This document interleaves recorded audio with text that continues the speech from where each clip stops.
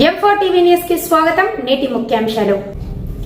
M4 TV news ప్రేక్షకులకు నిజాయితీగా, నిర్భయంగా ఎప్పటికప్పుడు తాజా కబుర్లు, భక్తి గీతాలు m4tvnews.com వెబ్సైట్ యాప్లో ప్రచురితం, ప్రత్యేక ప్రసారం చేస్తుంది. వార్తలు, ప్రకటనల కోసం సంప్రదించవలసిన సెల్ ఫోన్ నెంబర్లు 9666665026 9014163335. ఓం శ్రీ గురుభ్యో నమః. అందరికీ నమస్కారం అండి. ఈరోజు మనం ఉత్తరాఖండ 30వ భాగం గురించి తెలుసుకుందాం. ముందుగా గణేశుల ప్రార్థన. శుక్లాంబరధరం విష్ణు శశివర్ణం చతుర్భుజం ప్రసన్నవదనం ధ్యాయే సర్వ విఘ్నోపశాంతయే.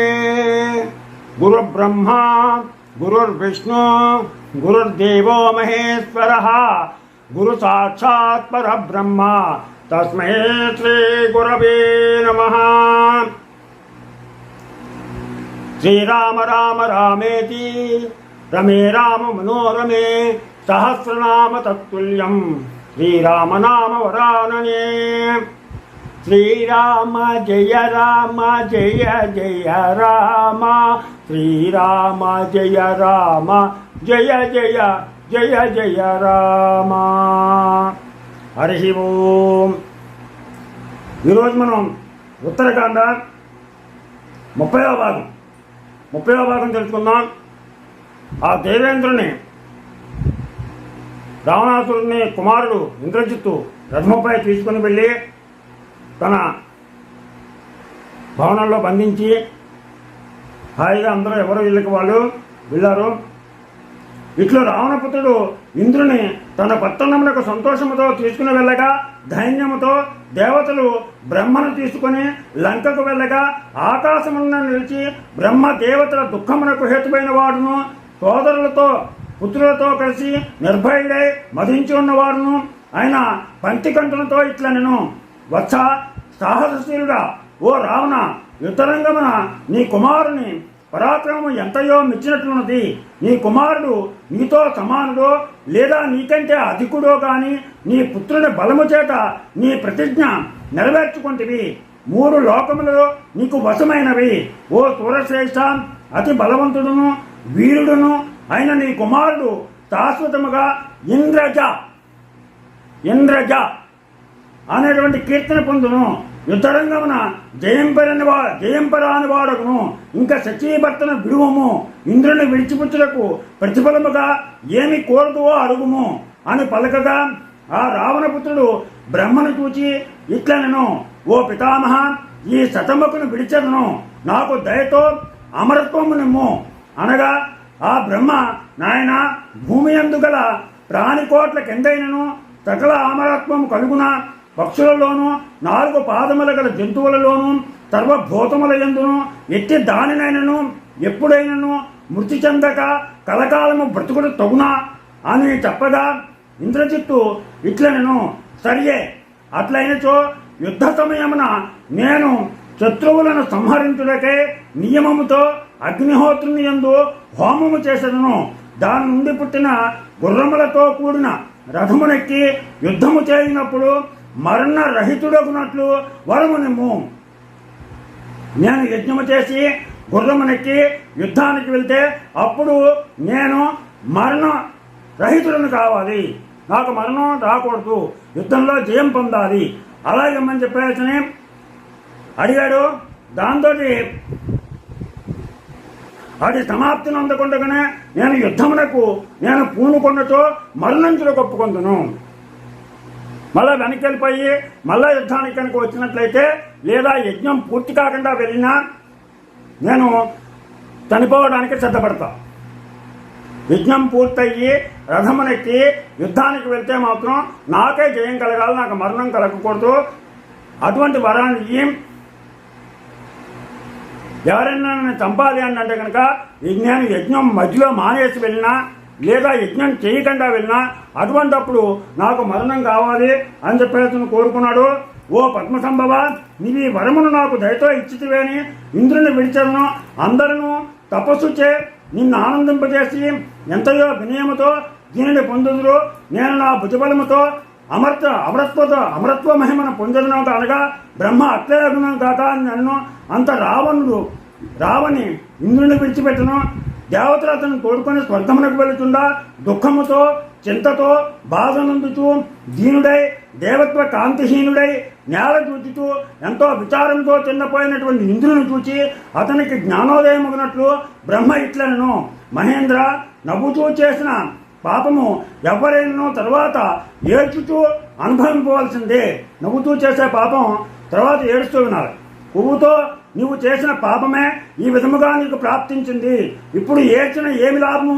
ఓ ఇంద్ర, నా బుద్ధిచే మొదట ఒకే రూపముతో, ఒకే వర్ణముతో, ఒకే భాషతో ప్రజలను సృష్టించుతున్నాం. చూడగా వారాల్లో భేదమే కనిపింపదు. తరువాత వేరొక పద్ధతిలో దానికంటే శ్రేష్టముగా సృష్టింపదలిచి నేను ఆ ప్రజల యొక్క శ్రేష్టములైన అంగములను తీసి రూపము చేతను గుణముల చేతను జాతిగాంచిన అహల్యాను స్త్రీలను నిర్మించుతుని. అహలమనగా విరూపము, హల్యమనగా తద్భోమకు వైరూప్యము. అది ఆమె అచ్చటను లేకుండాచే ఆమెకు అహల్యను నామమును నేను పెట్టుకుని ఇట్లు సృష్టించి ఈ సుందరి నవ్వనికెత్తున్నాయని నేను చిత్తమునందు చింతించుచుండగా, ఇంద్ర, నీవు హెచ్చైన పదవీ గౌరవముతో జగతభుత్వముతోనున్న నాకు కాక ఈ సుందరి మరి ఎవ్వని కరుహురాలమునని ఎంచి మనసునంద కామిని కోరితివి. నేను ఆ కన్యను గౌతముని యొక్క ఎక్కువ సంవత్సరములు ఇల్లడి ఉంచుతుని అతడు ఆ సుందరి ఎడ ఎట్టి దోష కార్యములు చేయక తాను సత్యవాది కాక ఆ కన్యను మరలా నా వద్దకు పంపెను. నేను మనస్సునందు నీతిని తపశక్తిని మెచ్చుకొని ఆ బాలికను అతనికే భార్యగా ఇచ్చితిని. నీవది తెలుసుకొని మనస్సునందు అసూయతో ఆ ముని ఉన్న వనమునకు వేగముగా వెళ్లి అగ్నిశిఖా సమానముగా ప్రకాశించుతున్న ఆ కాంతను చూచి మన్మథ బాధకు వసుడవై ఆమెతో సంగమింపగా అంతలో ముని ఆశ్రమున్న దుష్టస్థితి అందున్న నిన్ను, ఓ ఇంద్ర, క్రోధముతో తిట్టను. ఏమిరా వాసన, నీవే కామవసుడవై నా భార్యను ధైర్యముతో నిర్భయముగా ఊడితవట్రా. నీ విరోధి చేతికి చిక్కి అధిక దుఃఖమును పొందుదువుగాక. ఇది బాలకాండలో చెప్పారు. ఇది తాపం ఇచ్చాడు. ఓరి కుమతి, నీవిప్పుడు చేసిన మహాఘోరమైన పాపకృత్యము లోకములో మానవులందును ఇంకా ప్రవర్తింపదగలదు. ఈ జారత్వ పాపము సందర్భభాగము కర్తను పొందును, మిగిలిన అర్ధభాగము నిన్ను చెందును. శ్రేష్టముకు నీ పదవి ఇంక మీద నీకు నిజముగా అశాశ్వతముగును సుమా. ఓ దుర్మతి, ఇది నీకే కాదురా, నీవలే ఎవ్వడు దేవతాధిపతి అగునో ప్రఖ్యాతిగా అతను నీవలే భ్రష్టులగును. ఇది యథార్థము అని మరియు అహల్యను చూచి హుంకారం చేయుచు ఆ మునిరాజు ఇట్లను, ఓసి దుష్టులాల, నీ సౌందర్యము పొడువడగా భూమిపై ఈ ఆశ్రమం చెంతనే పడి ఉండుము. పాపిష్టులాల, సౌందర్యమును యవ్వనమున పొందియు నీ మనస్సు చంచలత్వమును పొందినది కాన నీ పొగలు అనుకున్నట్లు భూమిపై నువ్వొక్కతవే సుందరువి కాకుందుగాక. ఏ సౌందర్యముండుచే ఈ విధముగా నీవు మిడిచిపడితివో ఓ కృతజ్ఞురాల, వివేకహీనురాల, ఆ సౌందర్యము జనులలో సామాన్యమోగాక అని శపించను. ఆనాటి నుండి సౌందర్యవంతులకు స్త్రీలు భూలోకమునందు అన్ని చోట్లను పుట్టిరి. అప్పుడు అహల్య విధేయురాలై భర్తకిట్లను, మహాత్మా, నీ రూపమును ధరించి ఇంద్రుడి యాగడమును చేసను. నేను నెరుగక చెడిపోయితిని. నా అజ్ఞానమును క్షమింపుము. కామ మతముచే నేను పాపము చేయలేదు సుమా అని వేడుకొనగా మహర్షి ఆమెతో ఇట్లను, ఇక్ష్వాకు వంశమునందు సత్యనిష్ఠుడకు రాముడను పేరుతో ప్రఖ్యాతిందువాడు పుట్టును. మనుష్య రూపము దాల్చి ఉన్న ఆ విష్ణుమూర్తి ఒక బ్రాహ్మణుని నిమిత్తమై ఇతడికి వచ్చును. నీవతడిని చూచి పవిత్రురాలవయ్యడవు. ఆ పవిత్రుడు తప్ప నీ పాపము ఎవ్వరూ పోగొట్టలేరు. ఇది యథార్థము. నీవు అతనికి ఆతిథ్యం ఇచ్చి తిరిగి నన్ను చేరగలవు. ఓ గజగమన, తరువాత నీవు నాతో నివసింపగలవు అని చెప్పి ఆ మహర్షి తన ఆశ్రమమును ప్రవేశించను. బ్రహ్మవాది పత్ని అట్లే అనర్చను.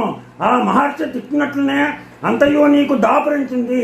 ఎందైనో పాపఫలము విప్ర తాపఫలము తప్పున పాపఫలం కానీ బ్రాహ్మణుడి యొక్క ఇచ్చినటువంటి తాపం కానీ తగలకుండా మానదు. అందుకనే బ్రాహ్మణులనే గౌరవించాలి, బ్రాహ్మణుల చేత తాపాన్ని పొందకూడదు. ఓ ఇంద్ర, నీవు చేసిన దుర్మార్గమును జప్తుకు తెచ్చుకునము. ఇట్టి దోషము చేతనే నీవు ఈ విధముగా శత్రువుల చేత చిక్కుతివి. ఆ పాపం చేత నువ్వు ఈ శత్రువులకి చిక్కావు. ఆ బ్రాహ్మణుల శాపం చేత నువ్వు ఇలా జరిగింది, నీకు నువ్వు బంధింపబడ్డావు అని చెప్పేసి ఇంద్రుడితో చెప్పాడు. వింటివా, నీ కుమారునికై విచారింపకము. అతడు కొనుపోబడిన వాడే సముద్ర జలములలో మాతామహునిచే రక్షింపబడుచు చింతలను విడిచి సంతోషముతో ఉన్నాడు.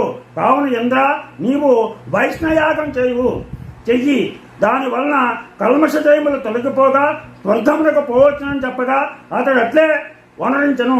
రామచంద్ర, ఇంద్రజిత్తులనగా ఎంతటి వాడో వింటివి కదా. ఇంద్రునే పట్టి గట్టి పడేసిన ఇక తక్కిన వారులనేమి లెక్క అని చెప్పగా రామచంద్రుడును లక్ష్మణుడును వానరులను గొప్ప ఆశ్చర్యమును పొంది ఔరా అని మెచ్చుకొండ్రి.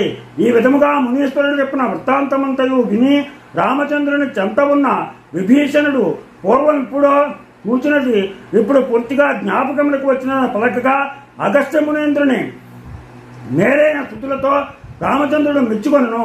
ఈ విధముగా దశకంఠుడు తన కన్నిట మేఘనాథుడు తోడురాగా జగత్ కంటకుడై ఎవ్వరిని లెక్క చేయక ప్రవర్తించుకుంటున్నాం. దీంతో ఇవాళ 30వ భాగం పూర్తయింది. రేపు 31 తెలుసుకుందాం. మీకు నా ఛానల్ కనుక నచ్చితే సబ్స్క్రైబ్ చేయండి, అలాగే లైక్ చేయమని కోరుతూ రాపాకు వెంకట ప్రభాకర్.